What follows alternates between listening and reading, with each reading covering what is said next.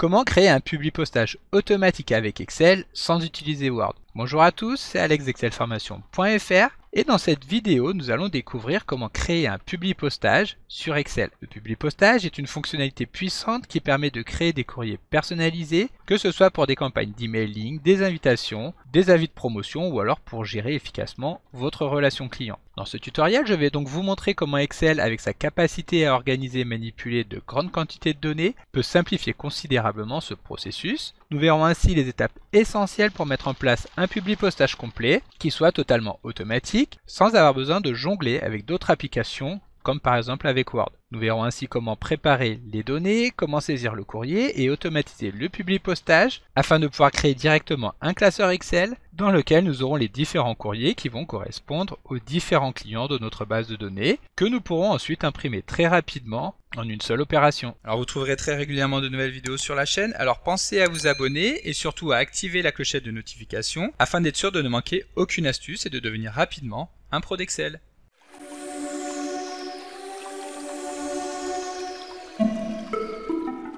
Comme d'habitude, si vous voulez être sûr de bien comprendre tout ce que nous allons voir dans le cadre de cette vidéo, vous pouvez télécharger le support de ce tutoriel ainsi que son corrigé en suivant le lien disponible dans la description de la vidéo, ce qui vous permettra de réaliser les opérations en même temps que moi pour bien comprendre tout ce que nous allons voir dans cette vidéo. Alors, le terme de publipostage que nous allons découvrir dans cette vidéo désigne une fonctionnalité très utile dans le cadre de la rédaction de courriers ou de communications diverses. En effet, il s'agit d'une méthode qui permet de créer une série de documents qui seront presque identiques dans leur contenu général, mais qui contiennent certains éléments spécifiques à chaque destinataire, tels que le nom, l'adresse ou toute autre information personnalisée. Ce processus est souvent utilisé dans les campagnes d'emailing, les invitations, les avis de promotion ou encore les informations relatives à la gestion de la relation client. S'il est plutôt d'usage d'utiliser une application de traitement de texte pour mettre en place ce publipostage en utilisant la fonctionnalité directement intégrée qui permet d'insérer les champs de données en provenance d'une source externe, sachez que si vous souhaitez mettre en place un publipostage très rapide, Excel peut alors se distinguer par sa capacité à organiser et à manipuler de grands volumes de données avant de les exporter pour le publipostage sans qu'il ne soit nécessaire de passer d'une application à l'autre, comme nous le ferions par exemple avec Word, qui nécessitera que la base de données qui va permettre de mettre en place ce publipostage soit dans un premier temps mise en place sur Excel. Voilà, donc pour commencer, nous allons voir comment bien préparer les données pour pouvoir mettre en place ce publipostage. Il s'agit en effet d'une étape préalable importante dans laquelle nous allons mettre en place une base de données, laquelle doit avoir une structure qui est claire et logique afin de pouvoir permettre une identification rapide et optimisée des différentes informations. Pour illustrer donc ce tutoriel, nous allons pouvoir utiliser la mini base de données que nous avons actuellement à l'écran, dans laquelle chaque information est présentée dans une colonne dédiée. Nous y retrouvons donc le prénom, le nom, l'adresse mail, l'adresse, etc. De plus, pour chaque enregistrement, nous avons une ligne qui est dédiée, donc ici, à chaque client. Cela permet non seulement de visualiser clairement les informations associées à chaque personne, mais aussi de faciliter l'extraction de ces données afin de pouvoir mettre en place le publipostage. Voilà, donc une fois que nous avons mis en place notre base de données, nous allons pouvoir passer à la rédaction du courrier. Cette étape de rédaction est elle aussi essentielle dans le processus de publipostage. Et ici, dans Excel, pour pouvoir simplifier au maximum cette rédaction, nous utilisons une zone de texte. Pour nous en rendre compte, il suffit de la sélectionner et de cette manière, nous pouvons voir qu'il s'agit d'un objet que nous pouvons déplacer librement au sein de la feuille de calcul. Ici, nous allons donc saisir dans cette zone de texte le texte en lui-même qui va permettre de saisir le corps du courrier d'une manière structurée et flexible. Pour insérer une zone de texte dans Excel, il suffit de se rendre dans le menu Insertion, de dérouler le menu Texte et ensuite de cliquer sur Zone de texte. Ensuite, donc à l'intérieur de notre texte, nous pouvons voir que les différents champs personnalisés, comme le nom, le prénom, l'adresse, le code postal et la ville, sont saisis ici entre crochets, ce qui va permettre de les identifier très rapidement. À ce moment-là, il est également important de vérifier que les noms de champs que nous utilisons correspondent exactement aux noms des colonnes que nous avons ici sur notre base de données. Et voilà, donc maintenant que notre base de données pour le publipostage est bien paramétrée et que nous avons également notre courrier lui aussi paramétré, nous allons pouvoir mettre en place ce publipostage. Et pour cela, nous allons mettre en place une petite macro commande en VBA. Si vous n'êtes pas familier avec cette terminologie, une macro commande VBA est un ensemble d'instructions écrites dans le langage de programmation VBA qui peut être exécuté dans les applications de la suite Office afin d'automatiser des tâches répétitives. Ces macro-commandes peuvent être utilisées pour effectuer des opérations complexes et répétitives en un seul clic, comme par exemple le formatage des données, le calcul des formules ou dans notre cas précis, le publipostage. Comme d'habitude, pour que le tutoriel que nous allons mettre en place soit accessible au plus grand nombre, je vais vous expliquer chaque ligne de code. Vous pourrez donc le suivre, quel que soit votre niveau de connaissance en VBA, même si vous n'en avez aucune. Mais bien entendu, si vous souhaitez aller plus loin et découvrir comment les macro-commandes peuvent révolutionner votre utilisation d'Excel, vous retrouverez dans la description de la vidéo le lien vers mon livre, dans lequel je vous présente les bases du langage VBA et comment pouvoir créer vos propres macros, même si vous n'avez aucune connaissance en développement à ce jour. Voilà, donc revenons maintenant sur notre projet, et pour pouvoir créer une macro-commande VBA, nous allons commencer par ouvrir l'éditeur de code VBA en appuyant sur les touches Alt et F11. L'éditeur de code va alors s'ouvrir directement sur le projet sur lequel nous sommes en train de travailler, et nous allons pouvoir y insérer un nouveau module afin de pouvoir y insérer notre macro. Pour insérer un nouveau module, nous nous rendons dans le menu Insertion et nous cliquons sur Module. Un module est, comme vous pouvez le constater, une feuille de code dans laquelle nous allons pouvoir saisir nos différentes instructions. Une fois que le module a été ajouté, nous allons donc pouvoir saisir notre macro, et pour cela, nous allons commencer par saisir le nom de celle-ci en la faisant précéder du mot-clé Sub, qui permet donc ici de créer une macro. Ici, nous allons faire très simple, nous allons l'appeler publipostage. Une fois que nous avons saisi le nom de la macro, nous appuyons sur Entrée pour qu'Excel détecte que nous voulons créer une macro et nous ajoute la ligne EndSub qui va marquer la fin de la macro. Maintenant, tout ce que nous allons saisir entre ces deux lignes sera exécuté automatiquement à chaque fois que nous appellerons la macro-commande publipostage. Maintenant, dans cette macro, nous allons déclarer les deux premières variables qui vont nous permettre de stocker le nom du classeur utilisé dans le processus. Une variable est une zone de mémoire allouée à l'intérieur de l'ordinateur qui va permettre de stocker et de manipuler des informations. Donc ici, pour créer une variable, nous saisissons le mot-clé dim, suivi du nom que nous voulons donner à la variable. La première, nous allons l'appeler classeur origine, et la seconde, nous allons l'appeler classeur publipostage. Ensuite, il faut savoir que lorsque nous déclarons des variables, nous pouvons également leur attribuer un type en utilisant le mot-clé as, c'est-à-dire que nous allons spécifier quel type d'information nous allons souhaiter manipuler avec ces variables. Ici, étant donné que nous souhaitons y stocker des noms de feuilles de calcul,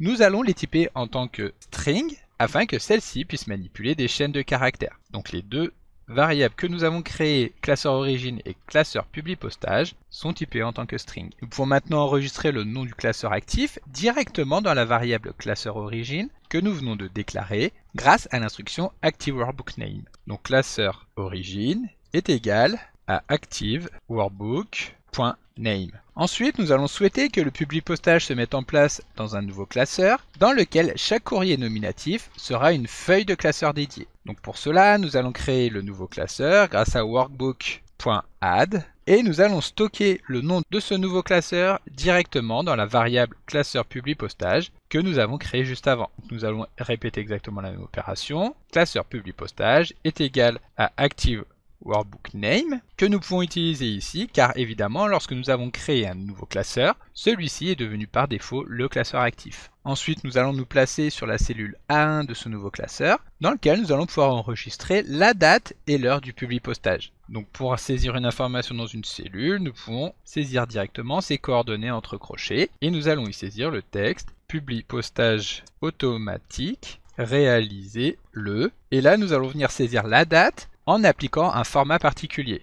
Donc pour cela, nous allons utiliser la fonction VBA format qui permet donc de partir d'une expression que nous allons récupérer grâce à la fonction now qui permet donc de récupérer l'horodatage exact à laquelle cette fonction a été appelée, et nous allons la formater de manière à ce que nous ayons les jours sur 2 caractères, les mois sur 2 caractères et les années sur 4 caractères. Nous allons également vouloir afficher l'heure, donc HH2.mm. Nous fermons les guillemets et la fonction, et de cette manière, nous serons donc sur notre publipostage quand est-ce que celui-ci a été lancé. Maintenant, nous allons pouvoir enregistrer le tableau dans lequel se trouvent les informations de publipostage dans une nouvelle variable que nous allons appeler table. Comme tout à l'heure, pour créer une variable, nous utilisons le mot-clé dim, suivi du nom de la variable, et ici, étant donné que nous allons vouloir manipuler des cellules Excel, nous allons typer cette variable en tant qu'objet de type range. Nous allons maintenant pouvoir affecter donc une plage de cellules directement à cette variable table, en sachant que, étant donné qu'il s'agit d'un objet, nous allons devoir utiliser le mot-clé set afin de pouvoir mettre en place l'affectation. Donc cette variable table va permettre d'enregistrer l'ensemble de la plage des cellules dans laquelle se trouve le tableau. Or, si nous revenons sur notre feuille de calcul, nous voyons que notre tableau commence à partir de la cellule A8. Pour obtenir automatiquement et dynamiquement l'ensemble des cellules qui constituent ce tableau, nous allons partir de cette cellule A8 que nous allons étendre grâce à l'instruction current region, c'est-à-dire que nous allons vouloir obtenir la région actuelle dans laquelle se trouve notre cellule A8. À partir de maintenant, nous allons pouvoir mettre en place une boucle qui va nous permettre de parcourir toutes les lignes de la base de données, puis sur chacune de ces lignes, nous allons analyser les colonnes correspondantes. Pour cela, nous allons initialiser deux variables, une variable que nous allons appeler ligne et que nous allons typer en tant que integer afin que celle-ci puisse enregistrer le numéro de la ligne que nous sommes en train d'analyser, et une seconde variable que nous allons appeler colonne qui permettra quant à elle, comme vous pouvez l'imaginer, d'enregistrer le numéro de la colonne en cours d'analyse. Ensuite, pour passer en revue toutes les lignes, nous allons tout simplement pouvoir utiliser ce que nous appelons en programmation une boucle for. Il s'agit en effet d'une instruction qui permet de répéter une opération tant qu'une condition donnée est remplie. Ici, dans cette boucle for, nous allons utiliser la variable ligne que nous venons de créer, à laquelle nous allons donner la valeur de 2 afin de pouvoir commencer l'analyse directement à partir de la deuxième ligne de notre table, ce qui va nous permettre donc de nous placer sur la première ligne sur laquelle se trouve du contenu, en ignorant donc l'analyse des titres. Donc ici maintenant nous allons pouvoir utiliser cette variable ligne afin de mettre en place la boucle qui va se répéter jusqu'à ce que l'incrémentation de cette variable ligne, c'est-à-dire qu'à chaque lancement de la boucle for que nous mettons en place, nous allons ajouter plus 1 à la variable ligne. Et nous allons vouloir que cette boucle se répète jusqu'à ce que ligne ait pour valeur le nombre de lignes qui correspondent à notre tableau. Et pour obtenir ce nombre de lignes, nous allons appeler notre variable table, qui pour rappel nous avait permis d'enregistrer la plage des cellules dans laquelle se trouve notre base de données. Nous allons maintenant compter le nombre de lignes grâce à l'instruction rows.count. Ensuite, nous allons nous placer juste en dessous et saisir le mot-clé next qui va permettre donc de terminer notre boucle. De cette manière, lorsque le code arrivera sur le next, si jamais il y a encore des lignes à analyser dans notre table, alors il pourra repartir du haut, c'est-à-dire à partir du for. Et donc maintenant, nous allons nous placer à l'intérieur de cette boucle et tout ce que nous allons saisir sera exécuté automatiquement le nombre de fois qui correspond au nombre de lignes de notre table. À l'intérieur de cette boucle, nous allons commencer par déclarer encore une fois une nouvelle variable que nous allons appeler enregistrement au pluriel et que nous allons typer en tant que string afin de pouvoir manipuler des chaînes de caractères. Nous allons vider le contenu qui pourrait éventuellement y avoir dans cette variable en utilisant les doubles guillemets vides. Ensuite, à l'intérieur de la boucle qui permet d'analyser une ligne donnée, nous allons démarrer encore une fois une nouvelle boucle afin de parcourir cette fois-ci les différentes colonnes de la ligne. Ce qui va ensuite nous permettre de construire la chaîne enregistrement que nous venons de déclarer ici. Cette chaîne enregistrement sera alors constituée de couples de données avec le nom de la colonne et de l'information en cours d'analyse, lesquelles seront séparées par des points-virgules. Puis chaque cellule sera ensuite ajoutée les unes à la suite des autres, en utilisant cette fois-ci le point d'exclamation comme caractère de séparation. Donc nous mettons en place notre nouvelle boucle for colonne est égale à 1 afin de commencer l'analyse directement à partir de la première colonne. Et pour connaître le nombre de colonnes qu'il y a dans notre table, nous utilisons cette fois-ci table.columns.count. Comme tout à l'heure, nous fermons la boucle avec le next. De cette manière, nous pourrons nous placer à l'intérieur de cette boucle for. Une fois que nous sommes placés à l'intérieur, nous allons pouvoir définir la valeur à donner à notre variable enregistrement. Tout d'abord, étant donné que nous allons vouloir ajouter des informations à la suite de cette propre variable, nous allons commencer par lui affecter sa propre valeur. Donc enregistrement est égal à enregistrement, à laquelle nous allons concaténer juste à la suite le titre de la colonne. Le titre de la colonne qui se trouve donc sur notre plage de cellules table, qui, comme vous pouvez le constater ici, étant donné qu'il s'agit d'un objet de type range, que nous avions défini ici, va nous permettre de récupérer le contenu d'une cellule à partir de son numéro de ligne et de son numéro de colonne. Les titres sont ici évidemment sur la première ligne et la colonne va nous être retournée par la valeur de notre variable colonne. À la suite, comme je vous l'expliquais, nous allons vouloir ajouter la valeur qui correspond à la colonne pour laquelle nous venons d'obtenir le titre. Donc nous ajoutons un point-virgule et à la suite nous allons à nouveau appeler notre variable table, sauf que cette fois-ci le numéro de la ligne ne va pas correspondre à la première ligne sur laquelle se trouvent les titres, mais au numéro retourné par la variable ligne.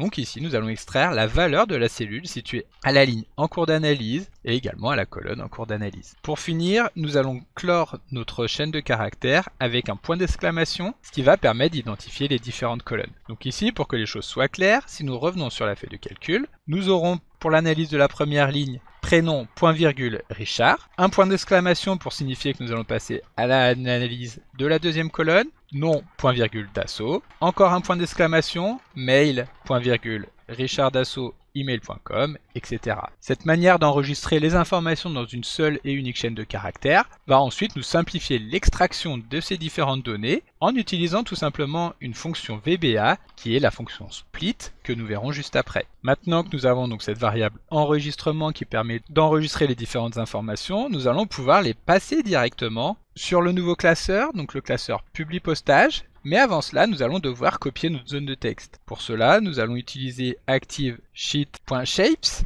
en partant du principe que ici nous avons un seul objet qui est disponible sur notre feuille de calcul, ce qui va nous permettre de pouvoir le récupérer très rapidement à partir de l'index numéro 1. Si jamais il y en avait plusieurs, ce serait un petit peu plus compliqué étant donné qu'il faudrait effectuer une analyse afin d'extraire la zone de texte en fonction de son nom. Donc ici, il suffit tout simplement de s'assurer que sur la feuille de calcul, il y a un seul objet, ce que nous allons pouvoir identifier très facilement en sélectionnant la zone de texte, puis en nous rendant dans le menu format de la forme qui va s'afficher à ce moment-là, et en cliquant sur volet de sélection. Comme vous pouvez le voir, ici il y a une seule zone de texte. Si jamais il y avait plusieurs objets, alors nous les retrouverions les uns à la suite des autres. Donc ici, attention de bien conserver uniquement un seul objet que nous pourrons appeler grâce à l'index numéro 1. Voilà, donc ici nous pouvons revenir sur notre instruction. Maintenant que nous avons sélectionné la zone de texte numéro 1, nous allons pouvoir la copier grâce à l'instruction copie. Ensuite, donc, nous allons revenir sur le classeur de publi postage afin d'y insérer une nouvelle feuille de calcul.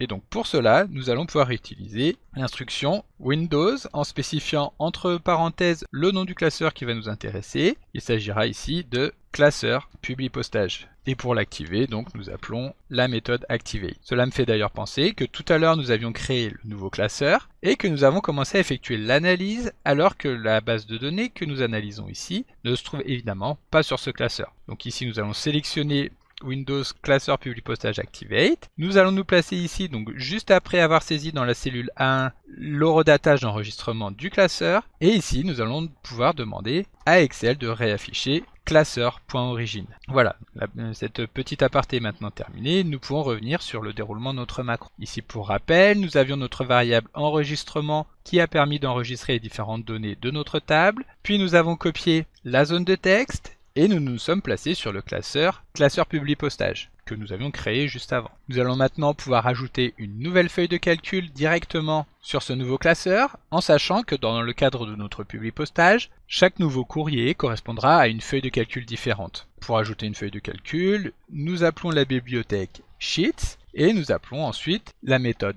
add en spécifiant après quelle feuille de calcul nous allons vouloir l'insérer. Ici, nous allons vouloir l'insérer après la feuille active, ce qui va permettre de simplifier directement cette opération. Ensuite, nous nous plaçons en dessous et nous allons maintenant pouvoir coller directement le contenu du presse-papier, c'est-à-dire la zone de texte sur cette nouvelle feuille de calcul que nous venons de créer. Pour cela, nous appelons ActiveSheet et il suffit ensuite d'appeler la méthode paste afin d'effectuer le collage. Maintenant, il ne nous restera plus qu'à remplacer les balises placées entre crochets dans notre zone de texte par la valeur qui correspond, en sachant que nous avions enregistré les paires de données, titre et valeur dans la variable enregistrement. Pour cela, nous allons maintenant déclarer une nouvelle variable que nous allons appeler enregistrement, cette fois-ci au singulier, afin de traiter chaque paire de données de manière individuelle. Et nous allons également déclarer une variable nouveau texte qui va nous permettre de manipuler le contenu de la zone de texte. Donc nous créons ces deux variables toujours avec le mot-clé dim. Donc dim enregistrement as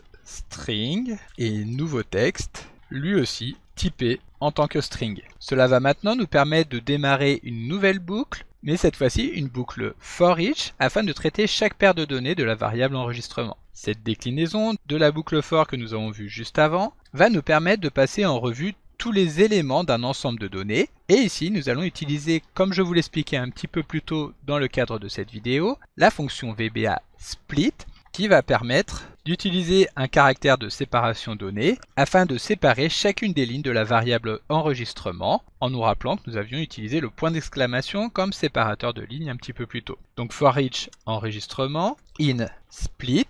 Ici nous commençons par renseigner le nom de la variable dans laquelle se trouvent les informations à extraire. Il s'agit ici de la variable enregistrement au pluriel. Et ensuite, nous allons spécifier le caractère de séparation à utiliser. Il s'agit du point virgule. Nous fermons comme d'habitude le for avec un next. Et maintenant, à l'intérieur de cette boucle, nous avons une variable enregistrement au singulier dans laquelle nous allons retrouver le nom de la colonne, point virgule, la valeur de la cellule. Pour récupérer ces informations, encore une fois, c'est très simple. Nous pouvons, si nous le souhaitons, déclarer deux variables. Une variable que nous allons appeler titre et que nous allons typer en tant que string. Et une variable que nous allons appeler cellule, que nous allons également typer en tant que string. Pour récupérer le titre de la colonne, nous allons appeler encore une fois la fonction split, en passant en argument donc l'enregistrement que nous sommes en train d'analyser, donc enregistrement au singulier, puis le caractère de séparation qui est le point virgule, et enfin nous allons définir l'index dans lequel se trouve l'information à extraire.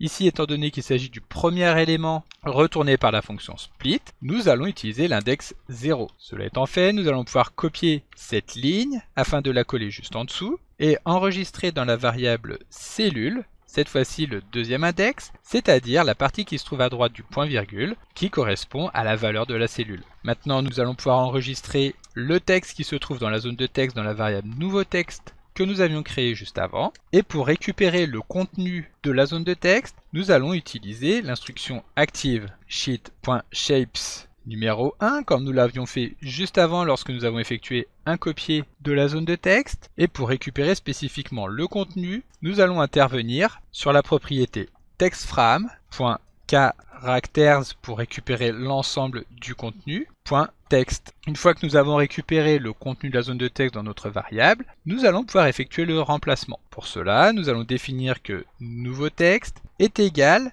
à nouveau texte. Donc nous récupérons tout simplement le contenu, sauf que nous allons effectuer un remplacement grâce à la fonction replace. Ici, nous allons commencer par vouloir identifier toutes les occurrences à la valeur que nous avons enregistrée dans la variable titre. Donc ce seront ici le nom, le prénom, l'adresse, etc. qui pour rappel sont saisis entre crochets. Donc ouvrez les crochets, valeur de la variable titre et fermez les crochets, que nous allons remplacer tout simplement par l'équivalent qui correspond à ce que nous avons enregistré dans la cellule. Donc que nous allons remplacer par cellule. Une fois que nous avons effectué ce remplacement, nous allons pouvoir enregistrer à nouveau le contenu modifié directement dans la zone de texte. Donc ici nous allons reprendre cette partie du code et nous allons effectuer l'opération inverse en définissant que la zone de texte est égale à la valeur de nouveau texte. Ensuite, lorsque nous avons fini de mettre en place le publi postage pour une ligne donnée, nous allons pouvoir revenir sur notre classeur d'origine, donc en effectuant un copier-coller de la ligne que nous avons ici, qui permet de sélectionner classeur d'origine, que nous allons coller juste ici, afin de pouvoir passer à l'analyse de la ligne suivante, car nous allons arriver ici sur le next, et donc redémarrer à partir de notre for. Et voilà, donc si vous avez réussi à suivre la macro jusqu'ici, félicitations. Celle-ci est maintenant terminée. Comme je vous l'expliquais au début de cette vidéo, si jamais il y a des points qui peuvent vous paraître un petit peu difficiles, n'hésitez pas à télécharger le fichier afin de retrouver la macro, et vous pouvez également poser des questions dans l'espace des commentaires. Voilà, donc maintenant pour pouvoir tester la macro, nous revenons sur la feuille de calcul, et nous allons appuyer sur les touches Alt et F8 afin de lancer la fenêtre qui permet d'exécuter les macros du classeur. Ici nous retrouvons la macro publi postage. Nous allons cliquer sur exécuter pour la lancer, mais normalement nous devrions avoir ici une erreur d'exécution. Alors ce n'est pas l'erreur à laquelle je pensais. L'erreur qui est présentée ici, c'est uniquement parce que lorsque nous utilisons une variable à l'intérieur d'une boucle for each, celle-ci doit opérativement être de type variant, le type variant étant le type le plus général que nous pouvons avoir dans la programmation en VBA, étant donné que celui-ci va pouvoir accepter n'importe quel type de données, qu'il s'agisse de texte, de valeurs numériques ou de n'importe quelle autre donnée que nous pouvons enregistrer dans une variable. Nous allons également lancer un petit contrôle afin de vérifier que effectivement la valeur retournée par enregistrement n'est pas vide. Donc pour cela, nous allons mettre en place une boucle if. Nous allons appeler la variable enregistrement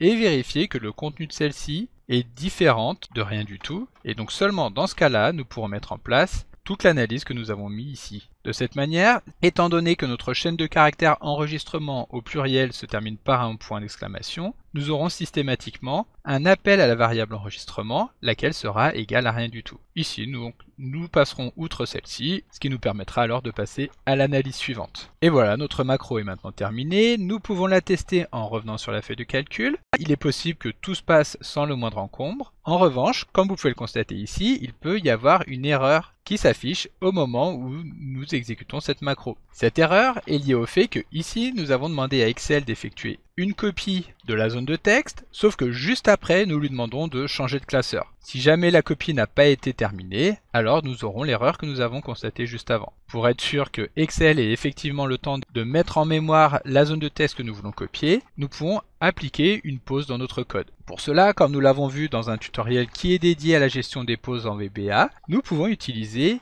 l'instruction application.wait, après quoi nous allons devoir spécifier jusqu'à quand nous voulons que la pause soit effective. Ici, nous allons demander à VBA de mettre une pause de 1 seconde à partir de maintenant. À partir de maintenant, nous allons le récupérer avec le now. Now que nous avons utilisé un petit peu plus tôt pour récupérer l'horodatage actuel. Et pour ajouter 1 seconde, nous allons utiliser la fonction timeValue qui permet de transformer une chaîne de caractères dans laquelle nous allons saisir une durée, donc ici une durée d'1 seconde, en un temps qui sera effectivement compréhensible par VBA. Donc ici, nous effectuons la modification, nous appuyons sur le carré pour réinitialiser la macro, et maintenant nous allons pouvoir répéter l'opération en appuyant sur Alt F8 et en cliquant ensuite sur exécuter. Cette fois-ci, le publipostage aurait fonctionné sans le moindre encombre afin de proposer un courrier avec les noms, prénoms et adresses personnalisés. Nous revenons ici sur le classeur qui a été généré automatiquement lors du publipostage, ce qui nous permet de retrouver effectivement sur chaque feuille de calcul du classeur